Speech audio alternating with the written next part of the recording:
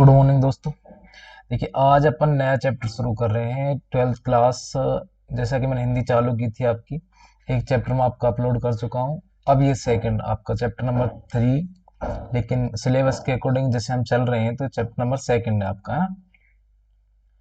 आज हम पढ़ेंगे, अपना चैप्टर है नीति के दोहे रहीम। अब पहले रहीम के बारे में जान लेते हैं। इनका जीवन परिचय देखिए। इनका जन्म हुआ था 1556 ईस्वी में और मृत्यु हुई थी इनकी 1626 ईस्वी में। अब जन्म के हिसाब से देखा जाए तो जन्म इनका 1556 ही माना जाता है, और मृत्यु इनकी अगर और देखें थोड़े से, अगर हम सोर्स में जाए तो 1 अक्टूबर 1627 में इनकी मृत्यु मिलती है, लेकिन आपकी बुक में 1626 ईस्वी दे रखी है, तो ठीक है। बाकी मैंने आपको बता दिया, अगर और फैक्ट में जाते हैं और सोर्स निकालें तो 1 अक्टूबर 1627 में मृत्यु है इनकी।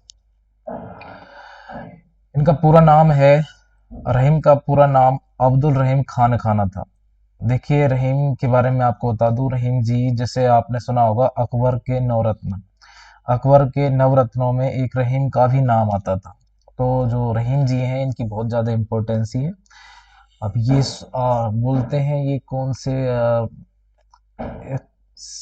सूही मुसलमान कुछ इस तरह के हैं शायद अपने, है ना।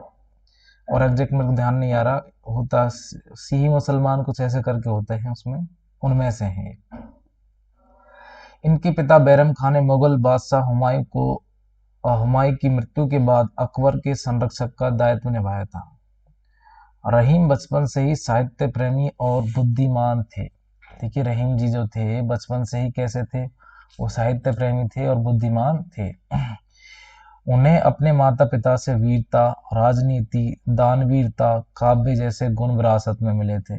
मतलब विरासत मतलब जो अपने पिता या माता से प्राप्त गुण होते हैं, या जो भी कुछ संपत्ति या कुछ भी एक्स वाई जेड जो हमें माता पिता से प्राप्त होते हैं उसे हम विरासत बोलते हैं। रहीम का व्यक्तित्व बहुत प्रभावशाली था। वे सामंजस्यवादी थे। श्री कृष्ण के प्रति उनकी अथाह श्रद्धा थी, मतलब बहुत ज्यादा गहरी श्रद्धा थी। किसके प्रति? श्री कृष्ण के प्रति। उन्होंने अपने काव्य में रामायण, महाभारत, पुराण, गीता जैसे ग्रंथों के कथानकों व पात्रों का बखूबी उल्लेख किया है। मतलब कथानक मतलब गीता की, रामायण की, पुराण की, इनकी कुछ कथा हैं। उनके पात्र जैसे अर्जुन, युधिष्ठिर, श्री कृष्ण, गीता से रिलेटेड, गीता में जैसे श्री कृष्ण गीता समझाते हैं किसको? अर्जुन को। तो ऐसे पात्रों को लेकर के कुछ कहानियां इन्होंने लिखी हैं। इनके काव्य में नीति इनके काव्य में नीति, भक्ति, प्रेम और श्रृंगार का सुंदर समावेश मिलता है। सभी आसान शब्द हैं, आप इनके अर्थ जानते होंगे। रहीम को दोहा, सोठा, वर्वे, सवैया छंदों में विशेष महारत हासिल थी। मतलब ये दोहे, सोठे, वर्वे, सवैये और छंद ये सभी लिखते थे। उनकी प्रमुख जो रचना है, कृतियां हैं, दोहावली है, वर्वे नायिका, भेद, रास, पंचाध्यायी, मदनाष्टक तथा नगर शोभा, ये इनकी प्रमुख कृतियां हैं।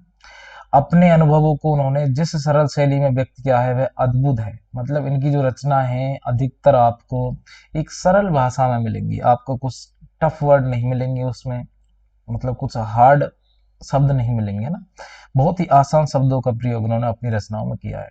प्रस्तुत पाठ में चयनित रहीम के दोहों द्वारा हमें परोपकार, सज्जनता, पर दुखकारता, दूसरों के दुख की परख करना, ठीक है, स्वाभिमान एवं लोक व्यवहार की सीख मिलती है। दीनों पर, जैसे अगर किसी को मोटिवेशनल स्पीकर बनना है, किसी को अच्छी स्पीच देनी है, अच्छे गुण अपने अंदर लाने हैं, तो I think according to me आपको नीति के दोहे यानी कि रहीम के द्वारा जो रचित हैं उनको आपको पढ़ना चाहिए। उनमें आपको बहुत बहुत बहुत सारी चीजें सीखने को मिलेंगी।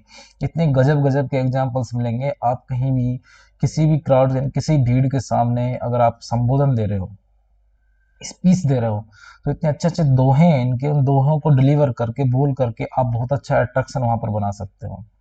तो नीति के दोहे आपको रहीम के पढ़ने चाहिए, ये आपकी ना पर्सनैलिटी को एकदम डेवलप कर देंगे।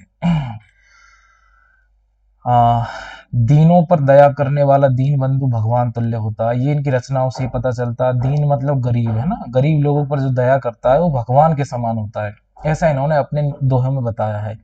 मांगने से मनुष्य की महत्ता घटती है। इनका मानना है कि जो व्यक्ति मांगता है, अर्थात जो भीख मांगता है, उससे उसकी इम्पोर्टेंस ही घट जाती है।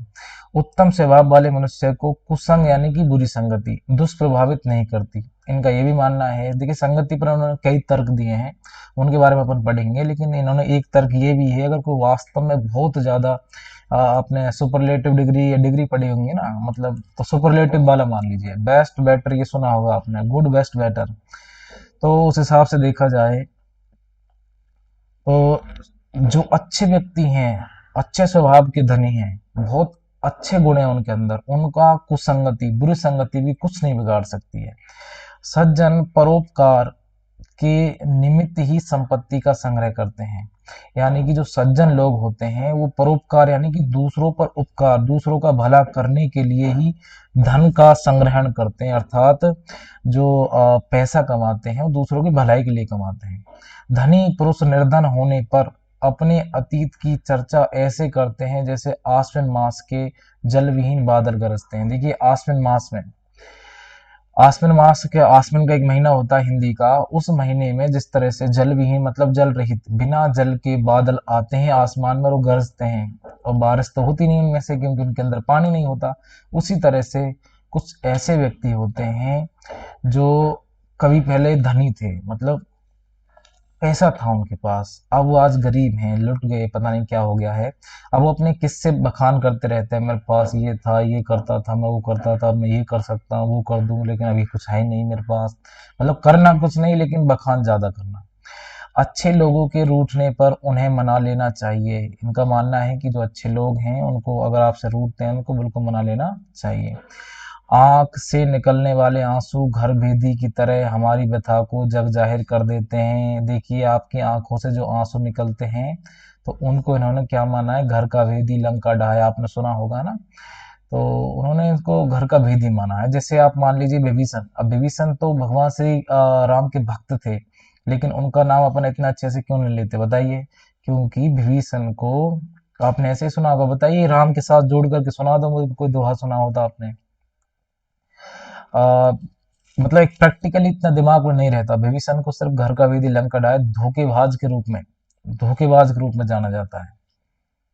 काम पड़ने पर व काम निकलने पर लोगों का व्यवहार भिन्न भिन्न होता है। ये सारी बातें उन्होंने अपने दोहों के माध्यम से आपके सामने प्रस्तुत की हैं, ताकि आपका व्यक्तित्व, आपका कैरेक्टर थोड़ा ऊंचा हो सके, विकसित हो सके। इसलिए आपको 12th क्लास में नीति के दोहे पढ़ाए जा रहे हैं। इनको पढ़ करके आपको बहुत अच्छे से अमल करना है, इन पर इनको समझना है। देखिए तो मेरे हिसाब से मोस्ट इम्पोर्टेंट चैप्टर आपके लिए पेपर की दृष्टि से इसमें से पक्का आपको मिल जाएगा। शुरुआत करते हैं। रहीमन देखी बड़ेन को लघु न दीजे डार, जहां काम आवे सुई कहा करे तलवार। देखिए यहाँ पर निम्न पंक्तियों में कवि रहीम आपको क्या बताना चाहते हैं, बड़ेन मतलब बड़ा, लघु मतलब छोटा। ये आपको समझाना, कवि रहीम जी आपको समझाना चाहते हैं कि बड़ी वस्तु को पा करके, डारी मतलब डालना, आपको छोटी वस्तुओं को फेंकना नहीं चाहिए, छोटी वस्तुओं को फेंकना नहीं चाहिए, क्योंकि जहां काम आवे सुई कहा करे तलवार, जिस काम को सुई कर सकती है उसको तलवार नहीं कर सकती। अर्थात अगर आपके बड़े लोगों से जान पहचान हो जाती है तो छोटे लोगों को आपको भूलना नहीं चाहिए, उनको अपने जीवन से निकालना नहीं चाहिए, क्योंकि जिस काम को छोटे लोग कर सकते हैं उसको बड़े नहीं कर सकते। जिस प्यार प्रेम वफादारी के साथ वफादारी के साथ छोटे लोग आपके पास में रहेंगे ऑलवेज हमेशा, उसी वफादारी के साथ बड़े लोग नहीं रह सकते। ये आपको समझाने चाहते हैं, कौन, सभी के लिए नहीं, लेकिन हाँ ये पॉसिबिलिटी व्यक्त कर रहे हैं, अपनी संभावना व्यक्त कर रहे हैं। बस इसका जो भावार्थ है वो यही है, आपको समझाने का प्रयास यही कर रहे हैं कि अगर बड़े लोगों से आपकी जान पहचान हो जाती है तो छोटे लोगों को आपको नहीं बुलाना चाहिए, क्योंकि जिस काम को सुई कर सकती है उसे तलवार नहीं कर सकती। अब सुई से आप काज बटन कर सकते हो, तलवार से काज बटन करके दिखा दो मुझे, कर सकते हो क्या? नहीं हो सकता। सुई से आप कांटा निकाल सकते हो, तलवार से कांटा कैसे निकालोगे? आप समझदार हो। एके साधे सब सधे, सब साधे सब जाए, रहीमन मूल ही सींच वो, फूले फले अघाए। देखिए बहुत आसान शब्द हैं, कुछ खास नहीं है, बस मैं इनका अर्थ करूंगा, आपको आसानी समझ में आ जाएगा। इनको बार बार 3-4 बार पढ़िए, अपने आप अर्थ ऑटोमेटिक दिमाग में बैठेगा। देखिए एक ही साधे सब सधे, एक अगर आपका कोई लक्ष्य है, आपका जो भी परम लक्ष्य है, आपको उसी लक्ष्य को निरंतर करते रहना चाहिए। आपको उसी लक्ष्य को पाने के लिए निरंतर प्रयास करना चाहिए। सब साधे सब जाए। अगर आप सभी कामों को एक साथ करना चाहते हो तो यह प्रयास आपका असफल हो जाएगा, अर्थात आपके सारे कार्य बिगड़ जाएंगे। जिस प्रकार रहीमन मूल मतलब जड़ होती है, सींचो मतलब सींचना, फूले फले लगाए। एक जिस प्रकार एक फूल से फल प्राप्त करने के लिए, अर्थात दूसरा बोल सकते हैं इसका, एक पौधे से फल प्राप्त करने के लिए आपको उसकी जड़ों को सींचना पड़ता है।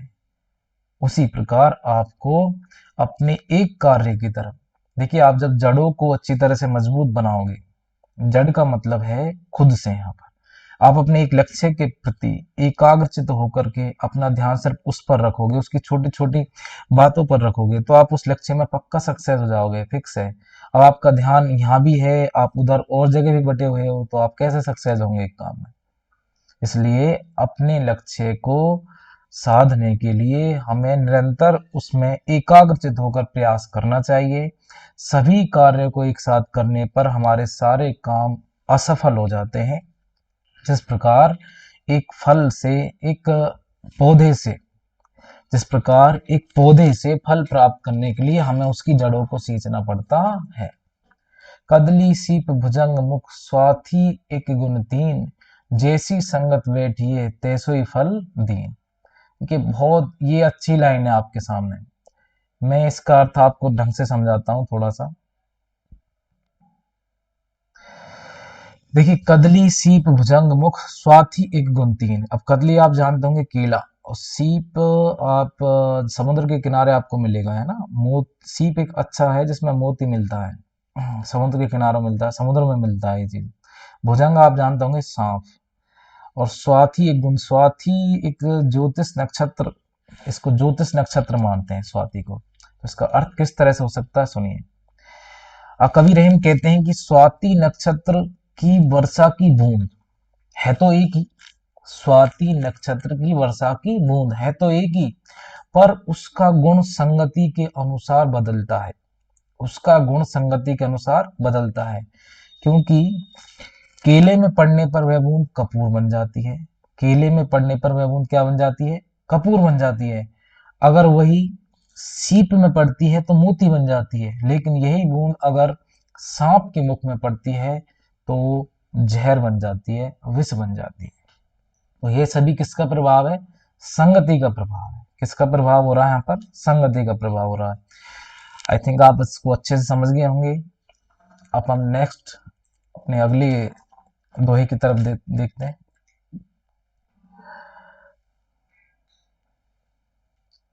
देखिए, काज परे कुछ और है, काज सरे कुछ और।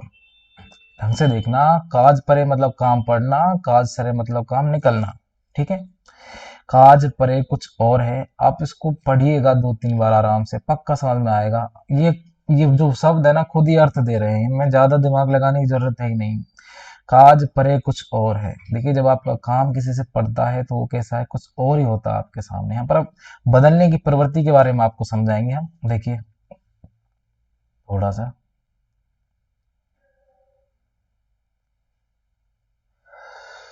हाँ, काज परे कुछ और है, काज सरे कुछ और, रहीमन भमरी के भये नदी शराबत मोर। तो जहां तक आपको काफी समझ में आ गया होगा, भमरी के भय नदी शराबत मोर। यहाँ पर जो मोर आया है, ये मोर मैं आपको बता देता हूँ क्या चीज है। ये मोर आपकी जब शादियां होती हैं तो आपने देखा होगा एक अपन ऊपर पहनते हैं ना, मुकुट टाइप में, तो उसमें जो वो मोर लगा होता है ना, मोर की पंख लगाते हैं उसमें, उसको क्या बोलते हैं मुझे एग्जैक्ट ध्यान नहीं आ रहा। कलंगी बोलते हैं, क्या बोलते हैं, ऐसे बोलते हैं शायद कुछ। क्योंकि जब शादी होती है, ऐसी मान्यता है कि जब शादी होती है तो वो एकदम सिर पर ताज पर, एकदम यहाँ अपना सिर का ताज बना होता है वो मुकुट। लेकिन शादी होने के बाद उसे अपन क्या है कि नदी में बहा देते हैं, ऐसी मान्यता है। उसी पर डिपेंड रहीम जी ने बहुत अच्छी दुआ बोली है। इस दोहे का अर्थ समझिए आपका क्या है। देखिए, काज परे कुछ और है, तो काम पड़ने पर लोग कुछ दूसरी तरह व्यवहार करते हैं। काम पड़ने पर लोग कुछ दूसरी तरह व्यवहार करते हैं, लेकिन काज सरे और काम निकलते ही बदल जाते हैं। काज सरे कुछ और मतलब काम निकलते ही बदल जाते हैं। अच्छा, रहीम जो रहीमदास जी हैं इस व्यवहार की तुलना किससे कर रहे हैं? शादी के समय सर पर लगाए हुए मोर यानी कि मुकुट, मोर मुकुट होता है, उससे करते हैं, क्योंकि उसके बिना शादी तो होना संभव नहीं है। उसके बिना शादी होना संभव नहीं है, लेकिन विवाह संपन्न होते ही, शादी संपन्न होते ही उस मुकुट को जो सर पर विराजमान है उसे कहाँ बहा देते हैं? नदी में बहा देते हैं। नदी सिरावत मोर कहाँ बहा देते हैं? नदी में बहा देते हैं। जो उम्मीद है कि आप इसको समझ गए होंगे। नेक्स्ट, जो रहीम उत्तम प्रकृति का करी, जो रहीम उत्तम प्रकृति का करी संगत कुसंगत, कुसंग, कुसंग मतलब बुरी संगति, चंदन विष व्याप्त नहीं लपटे रहत भुजंग। देखिए आप इसको बहुत अच्छे से समझ गए होंगे। चंदन के पेड़ के बारे में आपने सुना होगा। चंदन के पेड़ के, आप चंदन ये भी जानते होंगे बहुत महंगा होता है ना। तो चंदन को अपन कहाँ लगाते हैं? अपने मस्तक पर लगाते हैं, और उसके चारों तरफ उस पेड़ पर आपको जहरीले सर्प मिलेंगे, बिल्कुल मिलेंगे। लेकिन हाँ देखिए, अब चंदन को हम पवित्र भी मानते हैं, अच्छा भी मानते हैं, और सर्प जिसमें जहर होता है, क्या उसको हम अच्छा मानते हैं? नहीं मानते ना। सर्प मतलब सांप, जिस वो बोलते हैं ना, ये तो काला सांप है। काला सांप मतलब जिस पर कभी भरोसा नहीं किया जा सकता। सांप को अपने बुराई के प्रतीक के रूप में जानते हैं। उसका अर्थ देखिए, जो रहीम उत्तम उत्तम प्रकृति का का करी संकट, का करी सकत कुसंग। कवि रहीम इन पंक्तियों में आपको जो समझाना चाहते हैं, यदि मनुष्य का स्वभाव श्रेष्ठ और ऊंचा है, यदि मनुष्य का स्वभाव श्रेष्ठ और ऊंचा है, तो बुरे लोगों के साथ रहने पर भी वह, बुरे लोगों के साथ रहने पर भी वह उनकी बुराइयों से प्रभावित नहीं होता, उनकी बुराइयों से प्रभावित नहीं होता। जिस प्रकार, देखिए अभी आपको समझाऊंगा, जिस प्रकार चंदन के वृक्ष में सर्प लिपटे रहकर भी उसको अपने जहर से हानि नहीं पहुंचा सकते, अर्थात उसकी शीतलता को नष्ट नहीं कर पाते, उसी प्रकार दुष्टों की संगति अर्थात बुरे लोगों की संगति सज्जनों को प्रभावित नहीं कर पाती, सज्जनों को प्रभावित नहीं कर पाती। चंदन विष व्याप्त नहीं, और आपको पता है कि चंदन में कभी भी विष नहीं आ सकता, चाहे उसके चारों तरफ कितने भी जहरीले सांप क्यों ना रहे।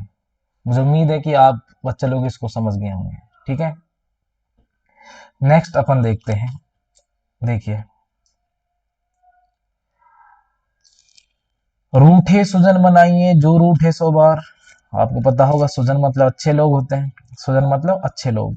रूठे सुजन मनाइए जो रूठे सो बार, रही मन फिर पोइए टूटे मुक्ता हार।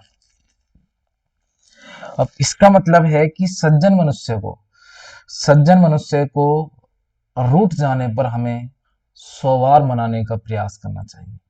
सज्जन मनुष्य को रूठ जाने पर हमें 100 बार मनाने का उसे प्रयास करना चाहिए, क्योंकि सज्जन मनुष्य हमारे पास जब तक रहेंगे, अर्थात मैं इसका मतलब समझा रहा हूं आपको ना, क्यों मनाना चाहिए। सज्जन लोग जब तक हमारे पास रहेंगे, हमारे अंदर अच्छे गुणों का प्रभाव करते रहेंगे, संचार करते रहेंगे, इसलिए हम उनको रूठने पर उनको बार बार मनाना चाहिए। रहीम के अकॉर्डिंग कितनी बार मनाना चाहिए? 100 बार मनाना चाहिए। जिस प्रकार से हम एक मुक्ताहार, मोतियों की माला टूट जाने पर उन मोतियों को बारी बारी से पुरो करके उस माला को तैयार करते हैं, उसी तरह से हमें सज्जन मनुष्य को रूठने पर उसे 100 बार मनाना चाहिए। जो उम्मीद है कि आप इसका अर्थ अच्छी तरह से समझ गए होंगे बच्चे लोग। अभी अपन चलते हैं अपने नेक्स्ट की तरफ।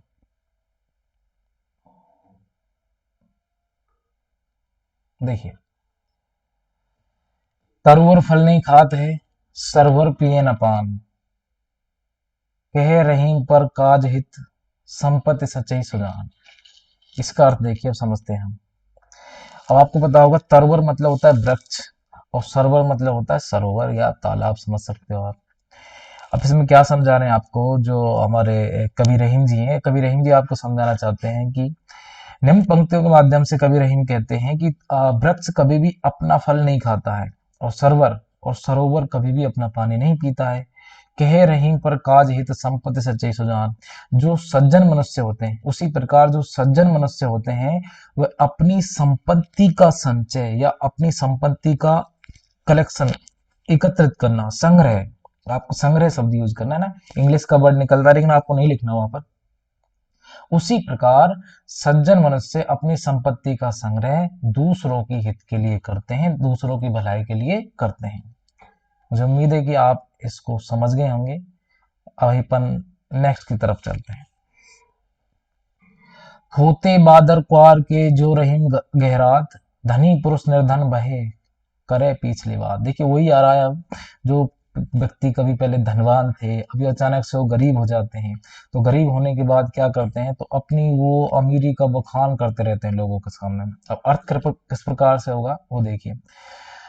क्वार मास में पानी से खाली बादल जिस प्रकार गरजते हैं, जिस प्रकार गरजते हैं, उसी प्रकार धनी मनुष्य जब निर्धन हो जाते हैं, जब धनी मनुष्य क्या हो जाते हैं, निर्धन हो जाते हैं, तो अपनी बातों का बखान बारंबार करते रहते हैं। बारंबार मतलब बार बार करते रहते हैं। आप समझ गए होंगे इसका अर्थ। नेक्स्ट अपन देखते हैं दोहा। रही मन असुआ नैन ढरी जिए दुख प्रगट करे। रही मन असुआ नैन धरी जिए दुख प्रगट करे, जाकी निकारो गेते कसना भेद कही दई। अब इसका मैं वैसे आसान शब्दों में आपको बताता हूँ। मतलब देखिए, अगर आपकी आंखों से आंसू निकलेंगे तो सामने वाले आपको देखकर बताइए क्या समझेंगे? समझेंगे कि बच्चा दुखी है, उदास है। तो आपके दुखी और उदास होने का जो रहस्य है वो किससे पता चल रहा है? वो पता चल रहा है आपके आंसुओं से, क्योंकि आंसुओं को आपने बेघर कर दिया है। बेघर बोले तो ये आंखों में होते हैं, आंखों से आपने इनको बाहर निकाल दिया। अभी जो कवि रहीम है यहाँ पर बहुत अच्छा व्यंग कर रहे हैं कि जिसको आप घर से बाहर निकालोगे तो भला वो आपका भेद क्यों नहीं बताएगा। और लास्ट में क्वेश्चन मार्क साइन। अब अर्थ सुनिएगा इसका। आंसू आंखों में ढुलक कर अंदर की व्यथा प्रकट कर देते हैं। आंसू आंखों से ढुलक कर अंदर की व्यथा प्रकट कर देते हैं। घर से जिसे बाहर निकाल दिया जाए वह भला घर के भेद दूसरों को क्यों ना बताएगा। और लास्ट में आपको लगाना है प्रश्नवाचक चिन्ह, इंटरोगेटिव साइन। आई होप बच्चा लोग आप इसको समझ गए होंगे। अभी अपन नेक्स्ट देखते हैं। देखिए, रहीमन निज मन की बिथा मन ही राखे गोय। रहीमन निज मन की व्यथा मन ही राखे गोय, सुनी अठले लोग सब बांटी ना लेहे कोय। बहुत अच्छी बात है, आपको सुनकर ही इसका अर्थ प्रकट हो रहा होगा। रहीमन निज मन की व्यथा, मन की व्यथा मतलब मन का कष्ट, मन ही राखो गोय, मन में ही राखना चाहिए। मैं आपसे बार बार बोल रहा हूँ कि आप इसको 3-4 बार रीड करिएगा इस चैप्टर को नॉर्मली विदाउट अर्थ के। आपको ऑटोमेटिक इसका आई थिंक 50% अर्थ ऑटोमेटिक दिमाग में सेट हो जाएगा। इसके हिंदी जो एक्सप्लेनेशन है, इसका व्याख्या इसकी 50% दिमाग में सेट हो जाएगी ऑटोमेटिक। तो सुनिए, रहीमन रहीमन निज मन की व्यथा, इसके बारे में कभी रहीम क्या कहते हैं अपने, कि मन की व्यथा अपने मन में ही रखें। मन की व्यथा अपने मन में ही रखें तो आपके लिए उतना ही अच्छा है। क्योंकि लोग दूसरों का कष्ट सुन करके, लोग दूसरों का कष्ट सुन करके उसका उपहास उड़ाते हैं। उसका क्या उड़ाते हैं? उपहास उड़ाते हैं। उपहास मतलब मजाक उड़ाते हैं। यहाँ कोई किसी की सहायता करने वाला नहीं है और कोई नहीं है, और कोई आपको अच्छा मार्ग बताने वाला नहीं है। देखिए, बांटे ना ले कोई मतलब है आपके दुख को कोई भी बांटने वाला नहीं है। अर्थात इसमें आपके और भी मीन्स लिख लेंगे, आपको कोई भी सतमार्ग बताने वाला नहीं है, सन्मार्ग बताने वाला नहीं है, अच्छा मार्ग बताने वाला नहीं है। तो आपको अपने दुख को अपने मन तक ही सीमित रखना चाहिए, किसी के सामने प्रकट नहीं करना चाहिए, वरना लोग आपका उपहास उठाएंगे, मजाक उड़ाएंगे। मुझे उम्मीद है कि आप ये बहुत अच्छे से समझ गए होंगे। अभी अपन चलते हैं नेक्स्ट।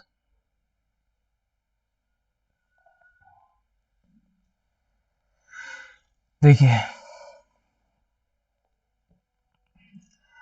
दीन समन को लखत है दीन ही लखे न कोय, जो रहीम दीन ही लखे, दीन बंधु सम होय।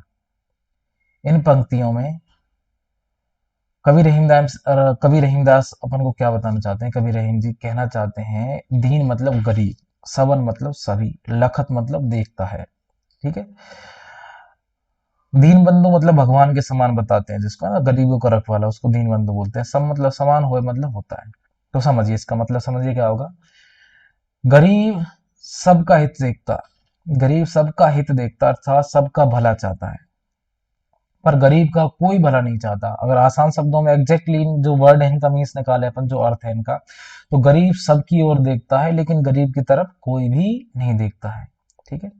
जो गरीब को प्रेम से देखता है, जो रहीम दी नहीं लखे, जो गरीब को प्रेम से देखता है, उससे प्रेमपूर्ण व्यवहार करता है और उसकी मदद करता है। ये इतने सारे मीन्स आपको साथ में देने पड़ेंगे, तो इस दोहे का जो अर्थ है ना वो और भी शानदार हो जाएगा, और इसकी जो व्याख्या है और भी बहुत अच्छी हो जाएगी। जो रहीम दी नहीं लखे, हालांकि इसका अर्थ तो यही होगा कि जो गरीब की तरफ देखता है, लेकिन नहीं, आपको रोचक बनाना है इसके अर्थ को। तो जो गरीब को प्रेम से देखता है, उससे प्रेमपूर्ण व्यवहार करता है और उसकी मदद करता है, वह दीन बंधु भगवान के समान होता है। वह दीन बंधु भगवान के समान होता है, दीन बंधु सम हो। मुझे उम्मीद है कि आप इसको समझ गए होंगे।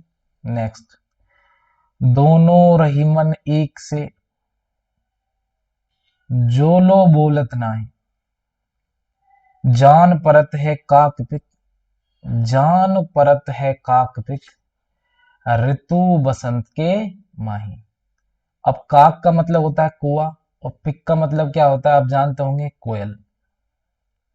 अब दोनों की ही आवाज आपने सुनी होगी, तो आप बेहतर जानते होंगे कि कौए को और कोयल को हम जब कंपैरिजन करते हैं, तुलना करते हैं, तो कौआ होती है मीठी वाणी बोलने वाली, और कौवा होता है काव काव करने वाला। काव काव मतलब जो अपने मन को अच्छा ना लगे, अपने कानों को अच्छा ना लगे, ठीक है। तो कोयल यहाँ पर अच्छे सुर का प्रतीक है, यानी कि अच्छा बोलने वाला। जो अपने पास पास भी बहुत सारे ऐसे लोग होंगे जो अच्छे बोलते हैं और सज्जन पुरुष हैं, बहुत अच्छा आपसे प्यार से बात करते हैं, अपनी अच्छे कैरेक्टर का जो दिखावा है आपके सामने करते हैं, ठीक है। सब कुछ दिखावा ही होता है, अच्छी प्रेजेंटेशन रखते हैं आपके सामने। और बुरे कैरेक्टर वाले लोग आपके सामने गंदी बातों का यूज करते हैं, यानी कि लाइक जैसे गाली गलौज और कुछ अभद्र भाषा में बात करते हैं।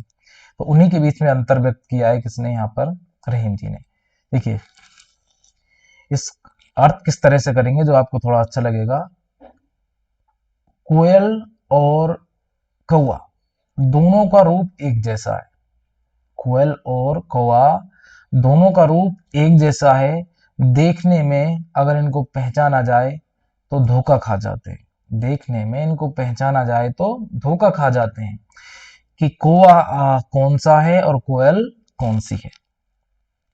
दोनों की पहचान बसंत ऋतु आने पर, दोनों की पहचान बसंत ऋतु आने पर बखूबी हो जाती है, जब कोयल की मीठी आवाज हमें सुनाई पड़ती है और कोयल की काव काव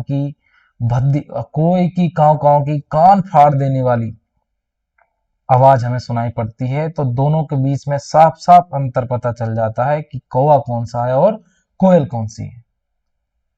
तो बसंत ऋतु यहाँ पर इन दोनों के बीच का जो भेद है ना, उस भेद से पर्दा हटा रही है, उस रहस्य से। किस रहस्य से? कि कलर में तो दोनों सेम है, दिखने में सिमिलर है लगभग, लेकिन इनकी आवाज से पता चल जाएगा हमें कब, बसंत ऋतु आने पर, कि मीठी बोलने वाली कोयल है और काव काव करने वाला, काव काव कर्कश की आवाज निकालने वाला कौन है, वो कौवा है। तो आई होप आप इसका अर्थ समझ गए होंगे बच्चे लोग। नेक्स्ट चलते हैं, बड़े बड़ाई ना करें, बड़े ना बोले बोल। देखिए ये बहुत ही अच्छा है, शानदार, ये मुझको थोड़ा ज्यादा अच्छा लगता है। बड़े बड़ाई ना करें, बड़े ना बोले बोल, और रहीमन हीरा कब कहे लाख टका मेरे मोल। ये तो लगभग सब पे सूट होना चाहिए। निम्न पंक्तियों के माध्यम से कवि रहीम जी हमको समझाना चाहते हैं कि देखो पहले मैं इसका अर्थ आपके सामने रखता हूँ, फिर इसका पूरा सेंस आपको बताऊंगा कि इसमें है क्या चीज। जो सचमुच बड़े होते हैं वे अपनी बढ़ाई नहीं किया करते, जो सचमुच बड़े होते हैं अपनी बढ़ाई नहीं किया करते। अर्थात अपने बारे में बड़े बड़े बोल नहीं बोलते, क्योंकि हीरा कब कहता है कि मेरा मोल लाख टका है, अर्थात मैं बहुत ही कीमती हूं। इसका मतलब है, अर्थात मतलब इसका जो अर्थात करके आप और सेंस समझा सकते हो कि जो गुणवान व्यक्ति होते हैं, जो गुणवान व्यक्ति होते हैं वो अपना गुणगान नहीं करते हैं, वो अपना गुणगान नहीं करते हैं। उनको तो लोग उनके गुणों से ही पहचान लेते हैं, उनको लोग उनके गुणों से ही पहचान लेते हैं। क्योंकि गुणवान व्यक्ति कभी भी किसी के सामने ये नहीं कहेगा कि मैं बहुत गुणी हूँ, ये मेरे बराबर कोई जानता नहीं है, सब मेरे से नीचे हैं, सब तुच्छ है मुझसे, है ना। तो ये एक तरह से घमंड हो जाता है, ये क्या हो जाता है, घमंड। और एक सज्जन व्यक्ति की पहचान है कि वो घमंड नहीं कर सकता, घमंड करेगा तो वो सज्जन ही नहीं है फिर। इसलिए बड़े बड़ाई ना करें, बड़े ना बोले, बोल रही मन हीरा कब कहे लाख टका मेरा बोल।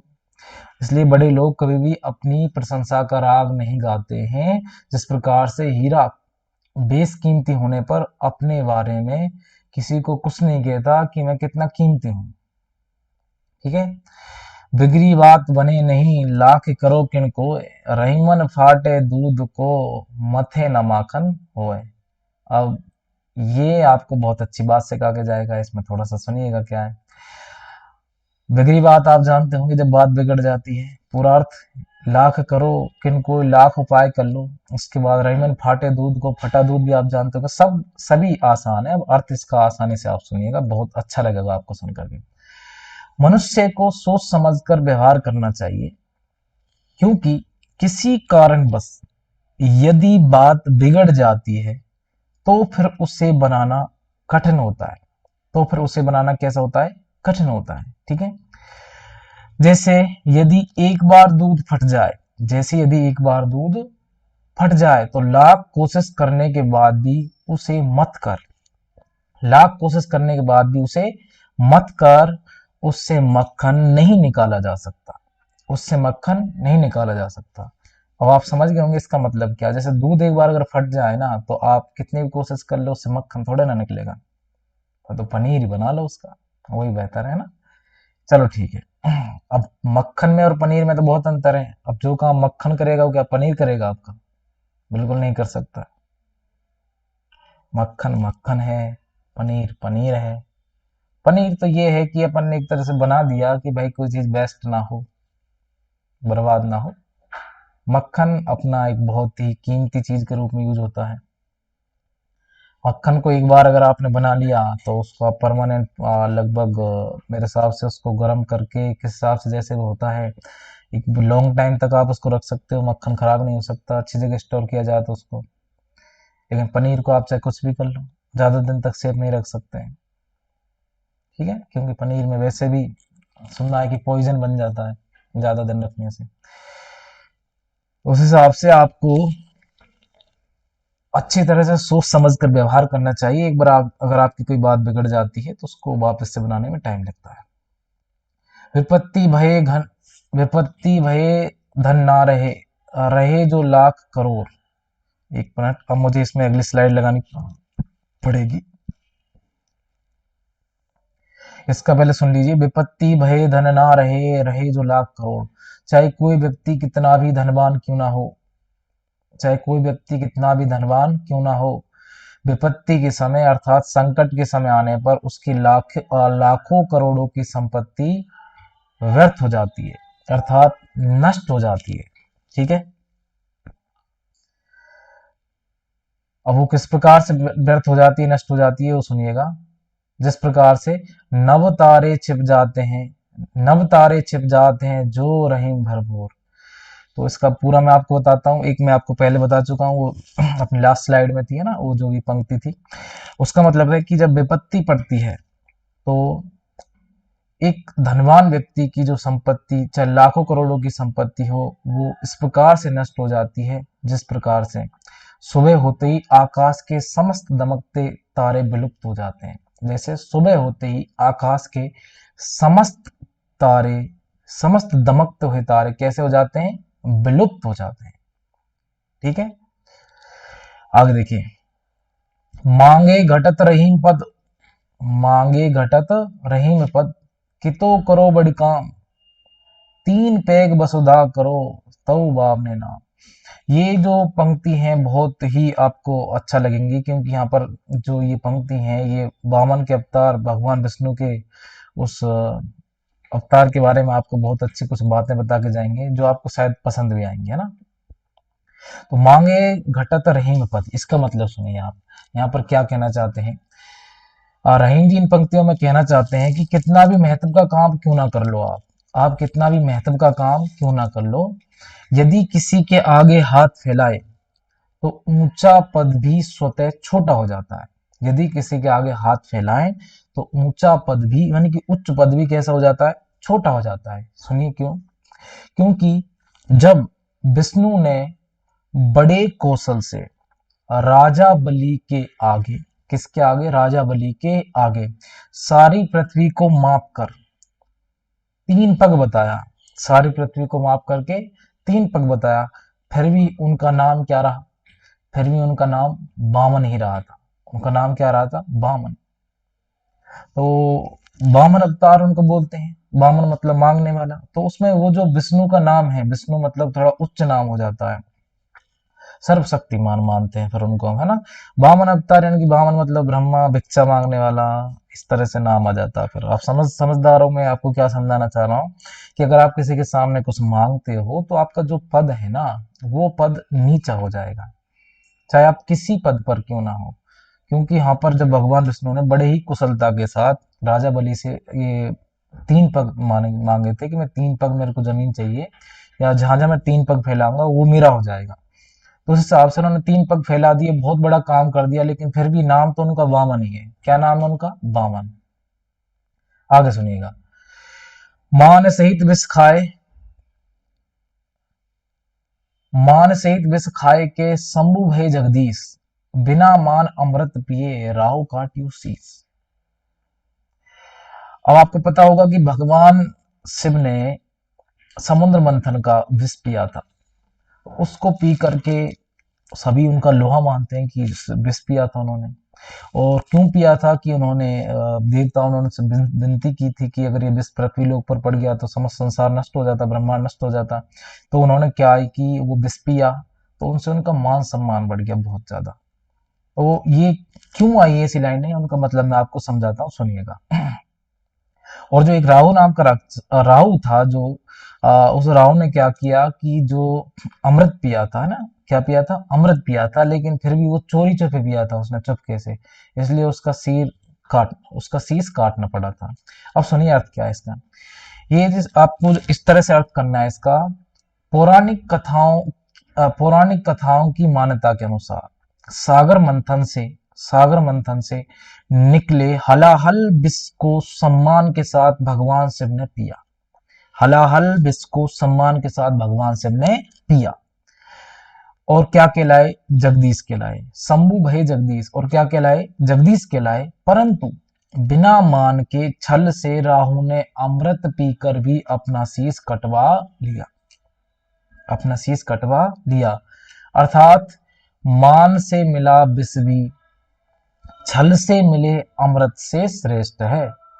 अर्थात मान से मिला विष अर्थात जहर, मान से मिला विष भी छल से मिले अमृत से श्रेष्ठ है। मुझे उम्मीद है बच्चे लोग आप समझ गए होंगे इसको। नेक्स्ट, रहीमन जिब्या बावरी। अब जीव के बारे में देखिए, अब जो जीव आपकी लपर लपर चलती रहती है ना, इस जीव के बारे में सुन लीजिए। रहीमन जिब्या बावरी, कही गई सरग पताल, आपू तो कहीं भीतर रही जूती खात कपाल। अब कपाल आप जानते होंगे, माथा अपना।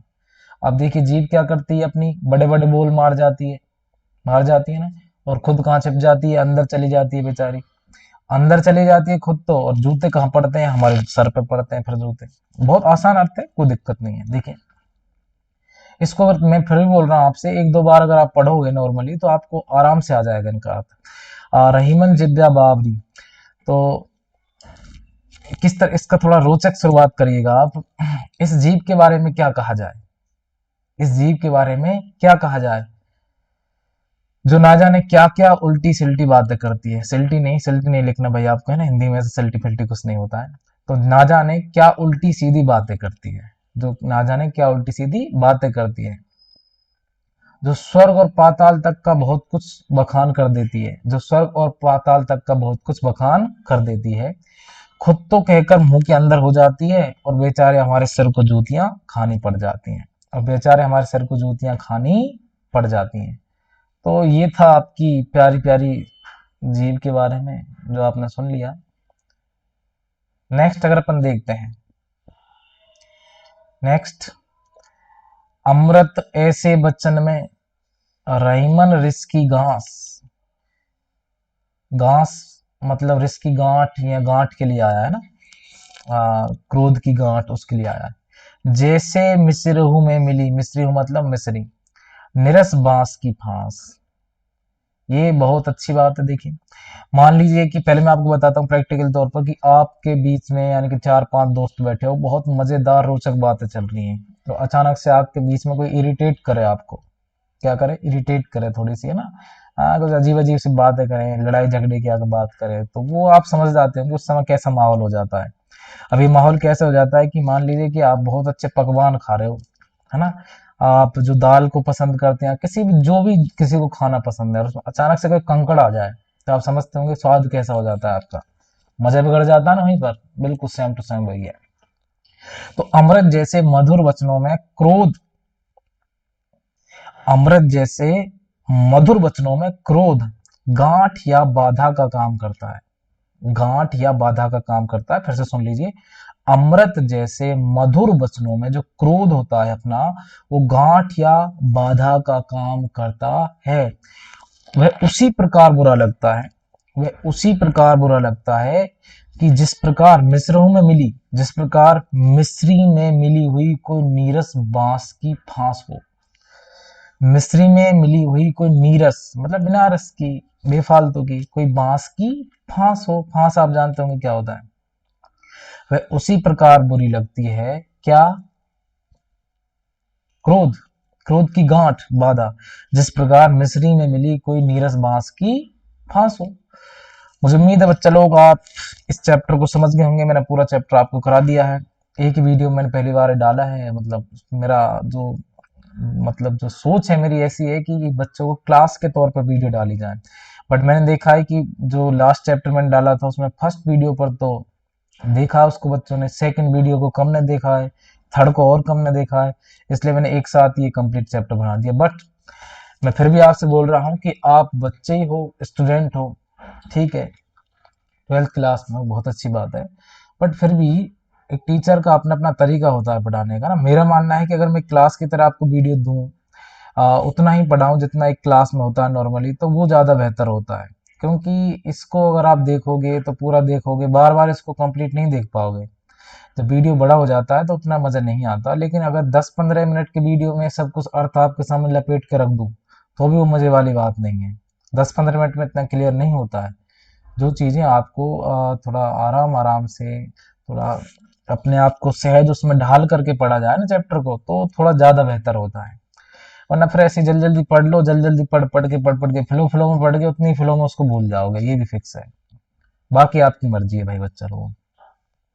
नेक्स्ट शब्दार्थ आप देख सकते हो, लघु का मतलब छोटा, सीप सीपी, काज कार्य, बादर बादल, पैर पैर, कदम बोलते हैं जिसको, रिस क्रोध होता है अपना, तलवारी मतलब तलवार होता है, भुजंग सर्प, कुसंग बुरी संगति, वसुधा धरती, जिभ्या जीव होती है, मिस्र मिस्री होती है, कदली केला, स्वाति एक नक्षत्र का नाम, मैंने आपको बताया था, ज्योतिष विद्या में इसका नाम लेते हैं।